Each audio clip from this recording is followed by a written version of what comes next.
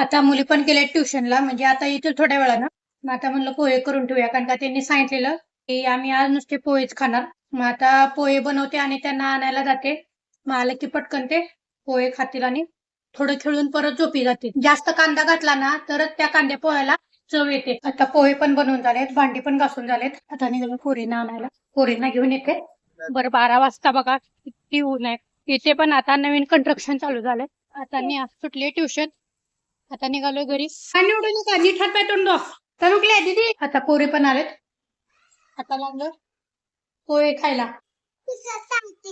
तिघी पण झोपून उठलो. आता मला चहा ठेवलाय आणि त्या दोघींना दूध देणार. आता स्वयंपाक पण आवरलाय. वरण केलंय, बटाट्याची भाजी केलीये, आमटी, भात, चपाती केलेत. आले की थोडं तळण वगैरे करणार, भजे वगैरे काढणार. बॉटल घेतली. आता पोरींना खाली खेळायला घेऊन जाते.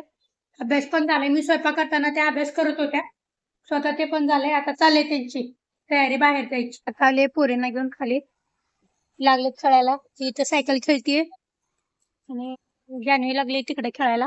पोरे लागले तिकडे खेळायला. हे पोरं इकडे खेळायला लागले. आता आलोय खेळून.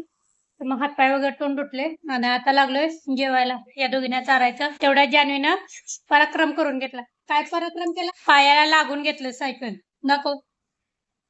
सकाळी राहिलेलं आमचं पाणी द्यायचं. त्या दोघी पण जेवल्या आणि गेल्या शेजारी खेळायला. हे नाही काय आज उशिरा येणार आहे, त्यामुळे आम्ही आता दोघं पण उशिरा जेवणार. व्हिडिओ आवडला असल्यास लाईक करा, शेअर करा, कमेंट करा आणि हो, फॉलो आणि सबस्क्राईब करायला विसरू नका.